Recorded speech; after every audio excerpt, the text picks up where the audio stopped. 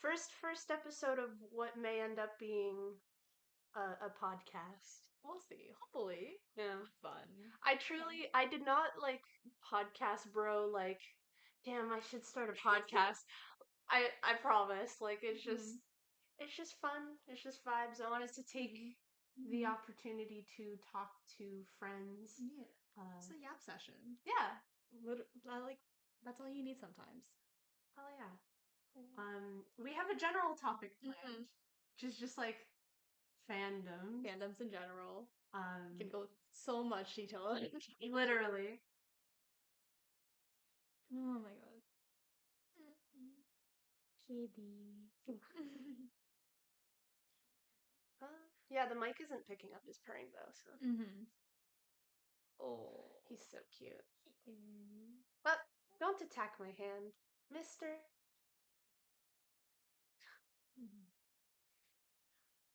Yeah.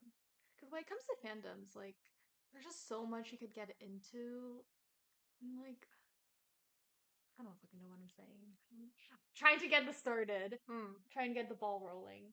I mean, what was your first, like, memory of, like, either discovering, like, what was your first memory of, like, discovering that something had a fandom?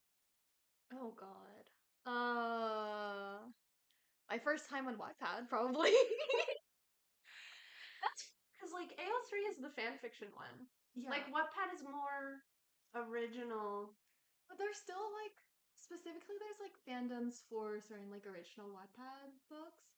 I remember being, like, really into, like, what's her name? Campbell, like, 86, something like that. She did, like, a bunch of, like, rewrites of the Harry Potter books with, like, extra characters in it. There was, like, I think the first one I read was one where it was, like, an OC, it was called Brave, an OC that gets put into, like, Gryffindor, and they have, like, this relationship with Neville Longbottom. I remember really liking it. I loved Kathira as, like, a character, and I love, like, Campbell's, like, writing style. And then it turned out, like, no, she was pretty popular. I think she had an entire website and everything. And then one day she just disappeared, and everyone just, like, kind of confused. But I think, like, most of my experience with that is just because I had a friend who would also read her stories, so we would talk a lot together, and then obviously all the comments. Wattpad comments are peak. Yeah, I definitely never read Wattpad comments, admittedly. And to be fair, the stuff I was reading was pretty tame. Like, I read a full, like, just original story that was, like, sci-fi and, like, the world building was really good. But it was more, like, just a novel that happens to be, like, self-published and the author isn't making any money off of it kind of vibe. But yeah, it was really good. Because other than that, like, my first, like, actual fandom that I remember being part of, even, like, just a little bit, would have probably been BTS. And that's mostly because I was surrounded by people who loved it. But I wasn't, like, when it comes to online fandom, what was my very first one? Probably Voltron, let's be real. Fair. I never watched Voltron myself. That was the first one I actively consumed content online, like on social media and stuff like that, for a given media. Right. How old were you when you got into BTS? Because you make it sound like you were a kid, but from what I remember, you were in your teens. Because I was in what's the equivalent? 7th or 8th grade. Okay. Yeah. So like middle school. Yeah, middle school. Right. Time. It was around the time that they released DNA and all that stuff, and they were starting to get into the market. Yes, starting to get for into sure. American stuff. But yeah, because one of my close friends at the time, Blair, just showed me a video and just like, "You're gonna like this," and then I was like, "I do like it. Show me more." That's always how it is. I mean, it's that thing of like, bringing people into a fandom with something from your fandom that you know they'll like. Yes. That's how you get someone down the rabbit hole, and it works. I got my friend into Eurovision last year, and it's like a hyper fixation now. And I'm like, oh, like, I don't regret it, but I'm like, but the way she talks about it, where it's like it's not healthy, I'm like, I can't be responsible for that. I can't be held liable. I mean, look. But yeah, because Eurovision was literally yesterday, and I watched it last night. How was it? Um, the winner, I was not expecting at all. Because I was like, it's pretty good. It's not something that I would listen to. I'm just not like it's very like opera vocals, and that's just not my style necessarily.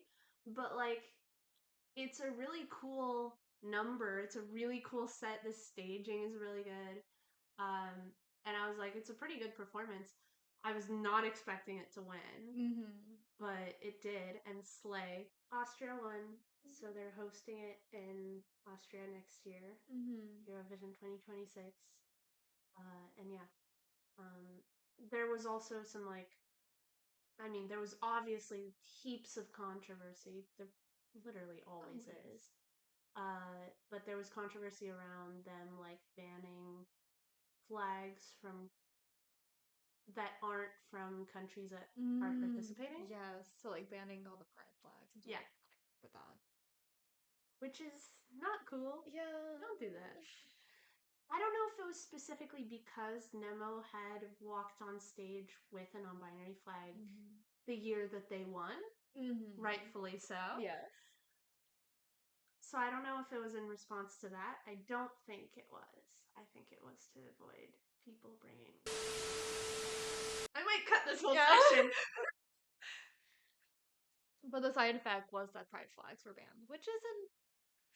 Like, you could have had a clause and say, like, well, with exception... No, they could have just not done that, period. They could have also just not done it. It's like, what's wrong with someone bringing the Canadian flag to Eurovision? It's not hurting anyone. Look at the boy being needy. He wants the pets. Yeah, back to the topic at hand, though. What was, like, your first, like, proper fandom moment? Because I was, like, a fan. I personally was a really big fan of Avatar The Last Airbender when I was really young.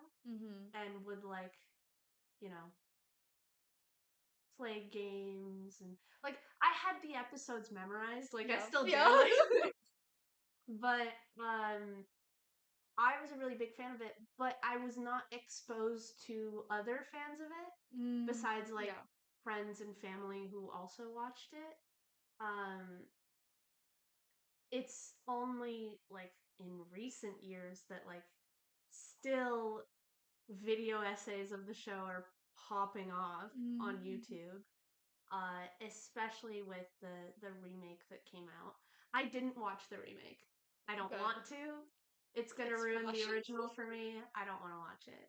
Okay, to be fair, the actors did like the best they could given the circumstances. The cast good. Regardless, the changes they made, very much not like them. Yeah, because Netflix was just like, yeah, let's just make Sokka not like a misogynist, and it's like, no, don't make this woke. You're missing the point. It was already woke up to begin with. Like, he was misogynistic and then learned and grew out of it. And it's like, that's the entire point. Yeah. But yeah, so I was watching videos about the remake instead of actually watching it.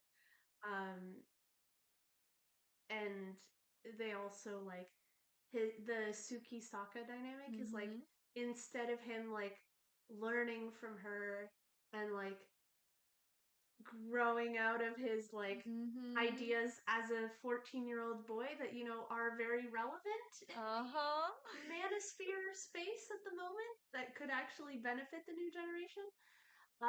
Instead they just went for the vibe of like, oh, they think that the other one is attractive. It's like, yes, it's purely attraction, and it's like you're missing most of the point. You're missing what makes them like such you're missing the whole point. Yes. But like, especially because in the episode of the original, Suki giving Sokka a kiss is supposed to be like a surprise, right? And it's also this thing of like, because the exact lines, again, I've memorized the show, is I treated you like a girl when I should have treated you like a warrior. Yeah. Like establishing respect and like Mhm. leveling the playing field. And Suki goes, I am a warrior, kisses him, but I'm a girl too. Mhm. Right? So it's this kind of thing of like, we see each other, we respect each other. I appreciate your respect for me. Do you have a crush on you? It's totally so valid. But yeah, so I was exposed to the fandom later on, but like my proper experience with not even online, because like I truly wasn't on social media until I was like in late middle school, and even then I wasn't like interacting with fandoms necessarily. Um, I I started reading Warrior Cats when I was like 9, and was also a fan of that. At that point, I had read, I think, like the first series and a half, but I was reading them fairly slowly. And I transferred to a new school, and I was making friends. And one of the friends I made there, who we're still friends to this day, that's great. But we bonded over the fact that we both read the series, and she was like 3 series like further than I was. So that kind of motivated me to read more of the books and to read like faster, I guess. But that probably proper got me into reading as well. Because I had been reading some things here and there. I'd say like my peak in terms of like the things that I read was like in middle school, where I read like I was still reading Warrior Cats, but like I also read like the Lunar Chronicles by Marissa Meyer. Oh, I love the Lunar. So good. Is it Marissa Meyer?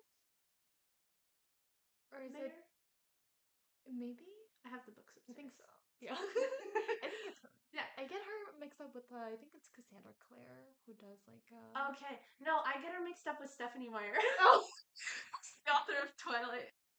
No, but I got it right.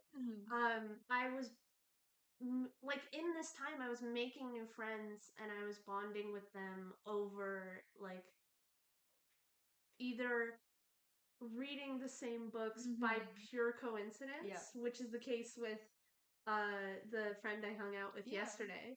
Was we literally just happened to both be reading the first book of the Lunar Chronicles. Love that.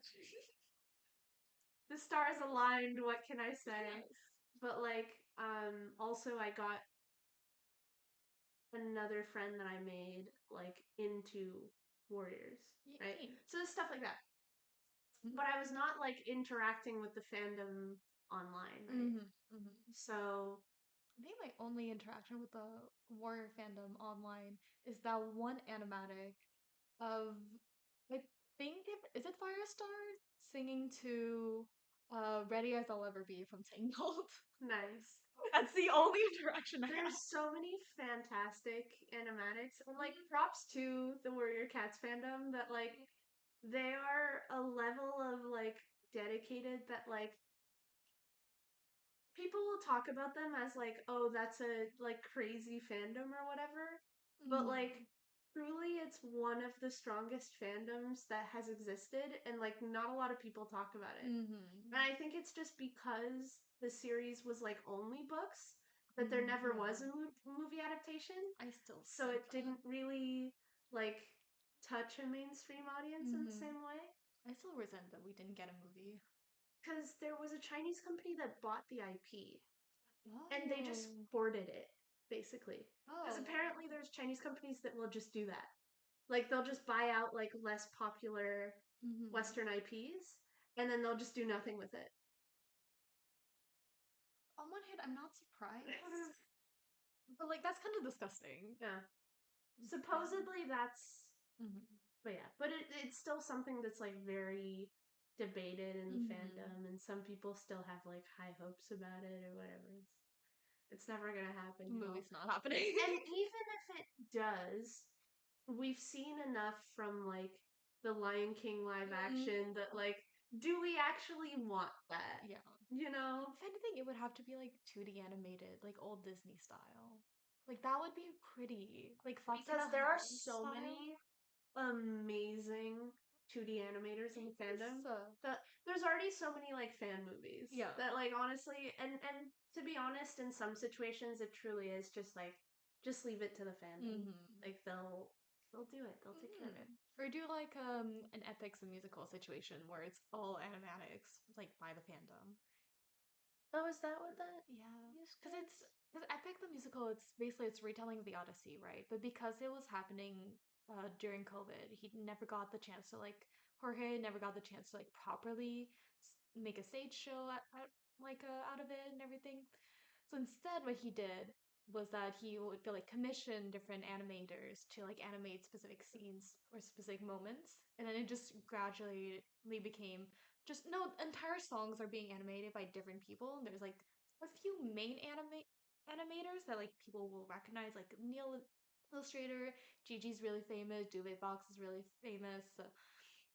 Like a bunch of them, they get hired by Jorge to like animate it, but then other people will also animate the songs. So you'll find online like to really listen and really like have fun with it. You have an entire playlist. It's just the animatics, like the movie as animatics, which is really nice. And he's been talking about maybe making it into like a circus show instead of like a stage one. But That's really tough to yeah. pull together. Oh yeah, absolutely. Especially because there's been debate as to like a lot of the songs are very. It would be very demanding of an actor to play out Odysseus's role vocally because there's so much yelling, there's so much like really like intense songs. To do that for like over 2 hours would be really hard on anyone.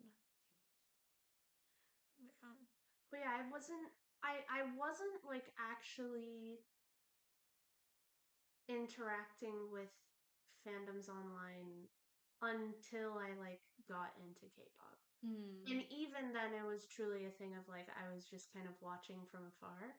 Like when I was a fan of Stray Kids, it was really just a thing of like I would watch the YouTube content, I would like read the comments, and stuff like that. Yeah, and it was fun, and it still is, but like now I'm actually able to actively engage in the fandom. Um and I've kind of turned into uh like I just have a lot of knowledge. So like I've had interactions on Blue Sky self promo where it's literally just like someone is curious about something about a group and I'm able to get in there and like nerd out and go like actually Actually, look at this 30-page document that details the group. and it's It'll not give you everything you need. I don't correct people, to be fair. It's more of a thing of like, by the way, this is the info you're looking for. Like, here you go. And that's how I like interacting with fandom personally, is just like, I consume all the content. I know all of this information, whether it's useful or not. And then someone asks about it and I can just tell them. Like, it's great. It's, sharing knowledge, sharing information. That's what I live for. I find I'm less I can be less like emotional than other fans in the fandoms that I'm in, just because I'm not like as emotionally invested. Yeah. Sometimes. You got your exceptions. Exceptions. Your exceptions, you know? We startled the cat. Oh, sorry. So sorry. Go back to bed.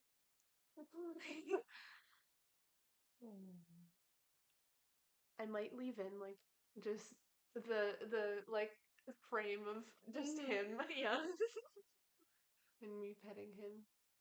I don't know. Potentially. Oh. Oh. Yeah, because I think a lot of like the stuff that I do whenever I'm in a fandom, it's very much read a lot of fanfics. The second I finish a media, I'm going straight to AO3 now. It's not even funny. I uh I have way too much knowledge. Some stuff I should not have read because I was dumb and I didn't read the tags. That's okay. But yeah, like proper, like I don't actively like interact that much like with fans online. Yeah. Mostly it's like very much just binging a bunch of YouTube videos on a specific subject or so many comments. I love going through the comments. I've had a few moments here and there where I would actively argue in the comments with people because they have such like everyone's allowed to their own opinion.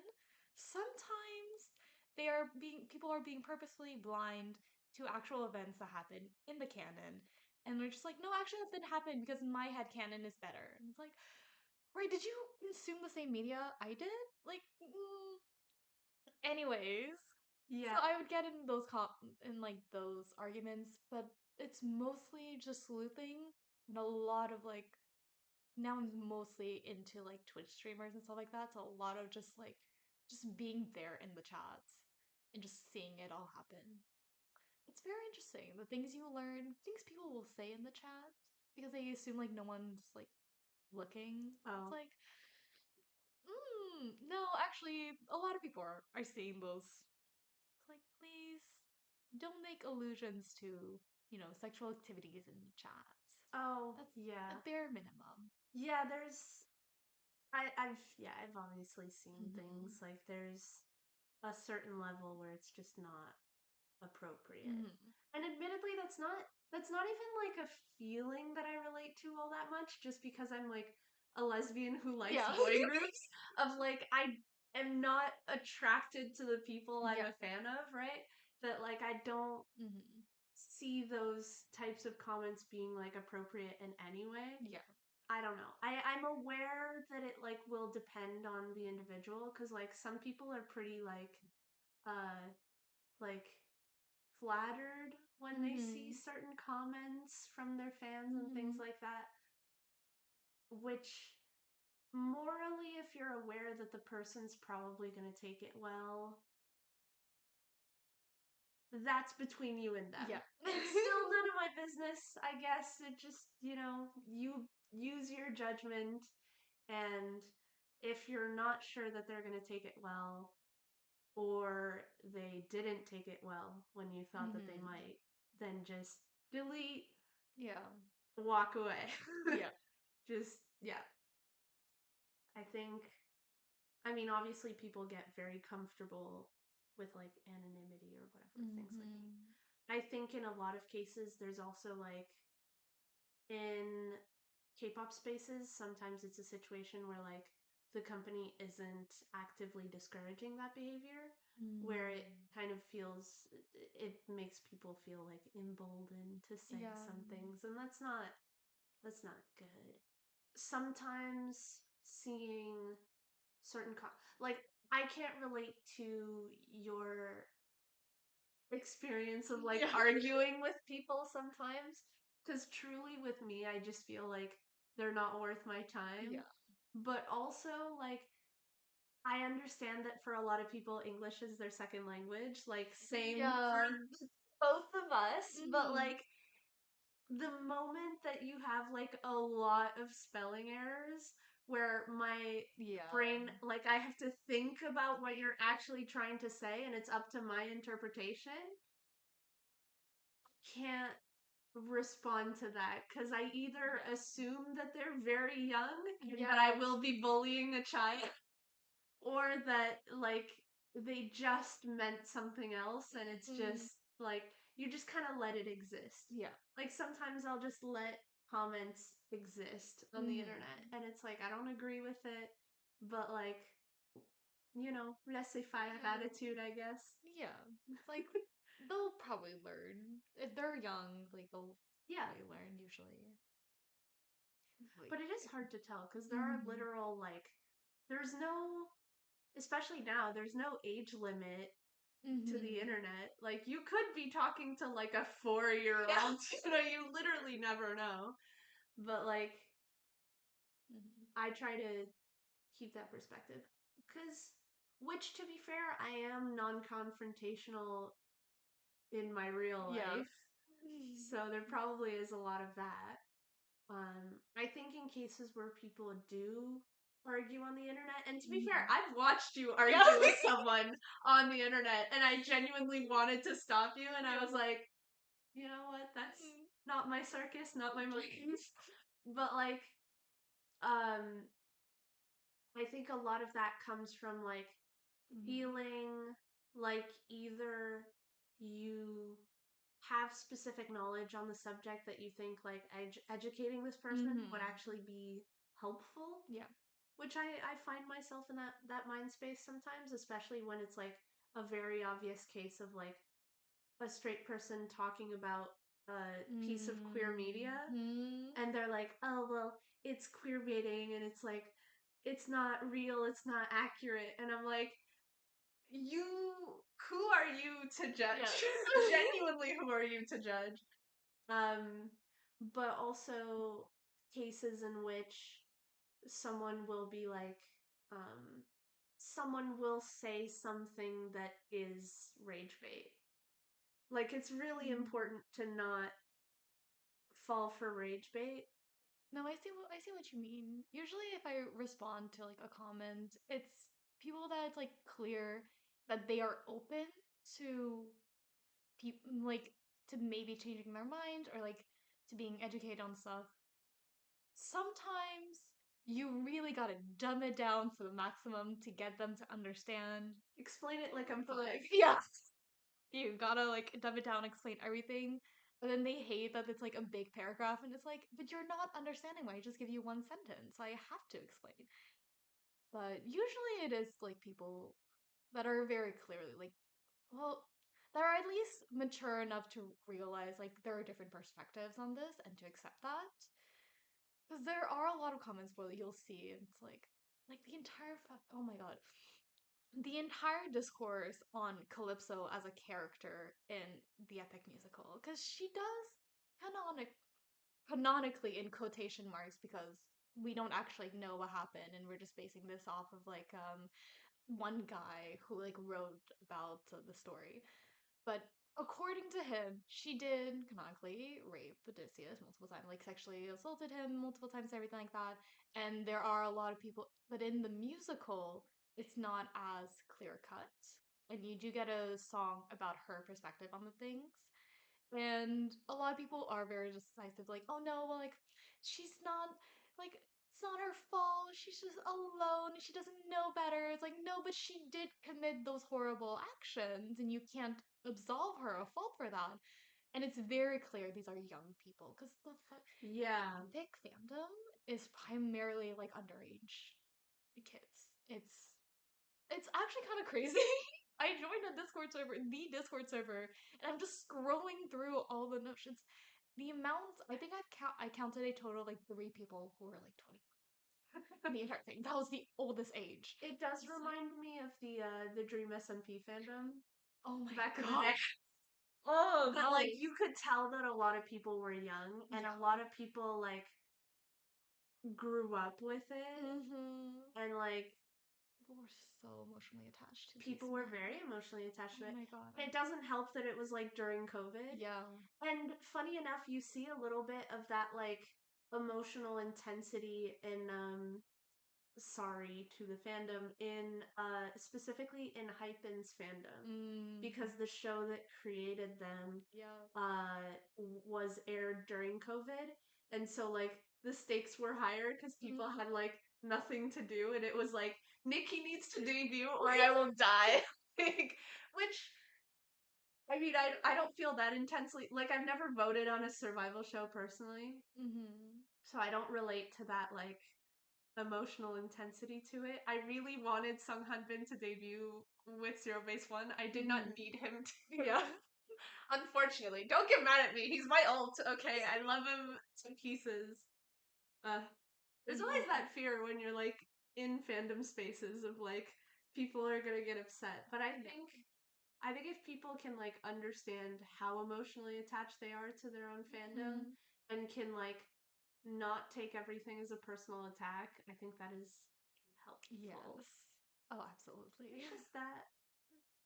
Absolutely. And that's definitely a thing. It's like product of its time. A lot of fandoms that popped up in the 2020 and whatnot, like just created such a dynamic with their fandom that just made them like extremely emotionally attached. Like you didn't necessarily had that for all the previous one. Like, it aggravated the issue.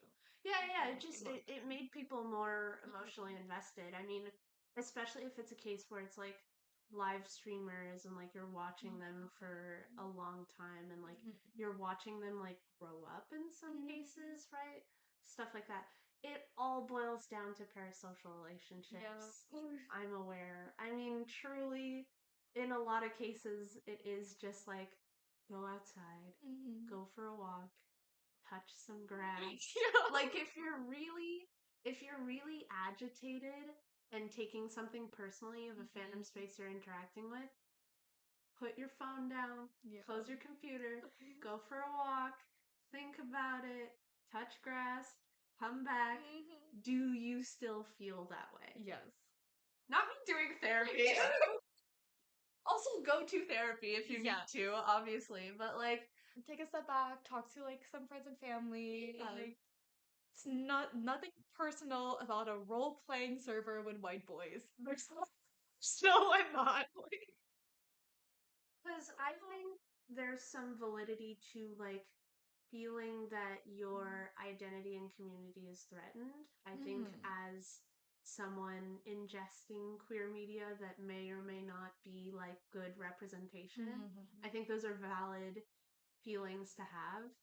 But it is this sort of situation where the lens that you have, I mean, in a lot of cases, it's just people like projecting their trauma of like, this doesn't show the trauma that I experienced. Yeah. And it's like, that's fair. And a lot of the queer experience is like, does have aspects of like that. And sometimes you want to see that being represented.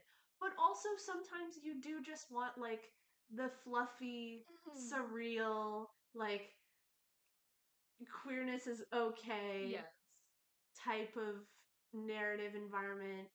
Or sometimes you just have to put your glasses on and remember this is a Chinese show. There are censors. It's gay as fuck. They will never say it out loud. It's okay. Hey. You can read the subtext. Subtext is there for a reason. But also, if you are Chinese, you should fight for queer rights. Yeah. Yeah. You know, like it's the two things can exist. It's just you can't like shit on something that's like outside of your culture through your own culture's lens. Yeah. Yeah. This is literally what I talked about in my video yesterday. But like go watch it. Not the promo. Yeah, that's definitely a thing. A lot of maybe it's just in the spheres that I'm in online. It's very much just an American viewpoint on like different media, and I'm like, guys, unfortunately, Japan does not work the same way as the U.S. Literally. So, closing thoughts. Fandoms are different. You can't judge them all the same way. That's true. You might get a parasocial relationship with a person, a character, an idea. Take a break. If you start feeling really strongly about a little action that, in the grand scheme of things, is kind of like not really like it's not worth much. If you start feeling really strongly about that, just take a step back. Like maybe reconsider. And it's valid to feel really strong emotions about something that you're a fan of. I think it's just important to like know where those feelings are coming from. Because like this is gonna be a personal attack, but like if you realize that like, oh, you are really attached to this character because like you didn't have a father figure growing up, at least be aware that that's like the reason. And like that the intensity of that emotion comes from something that you need to heal from and address. But side eye. Not talking to anyone specifically. Because there's a lot of other discussions we could have on this, obviously, and I didn't even touch on like the fact that so many of the, well, probably not the ones that you've been in necessarily, but like a lot of fandoms and like a lot of fandoms get competitive about like who's like consuming the most either media or who's like buying the most products related to this thing. And you're not a real fan if you don't have this, this, and this. exactly. Like, Where it's like I truly to this day only have like 5 K-pop albums, and they're like not even from the same group. Yeah. Where like again, I'm not bragging. I'm not bragging. It's this thing of like I have certain criteria for like things that I buy for groups that I want to support financially. And I see a lot of the time people even sacrificing their morals in the name of like, oh yeah, like XYZ is really problematic. And I don't like the word problematic anyways, but like XYZ is really problematic. But I just couldn't help myself. I had to buy the new album. And it's like, no, you literally could help yourself. It's like you had a choice. Yeah. You made your choice. You made your choice. Anyway, that's it. I think we've made our points. I mean, oh no, the cat. Oh well, okay. Well, that ends So it. the cat left, so we have to end. Yum. Yeah. Good night. We might film more episodes. We have ideas for yeah. Anyways, if y'all like this, let me know and we can Like, do comment, and subscribe. but we can do more episodes. So yeah. Thank you for listening. And that's it. That's it. Go touch grass. Yeah.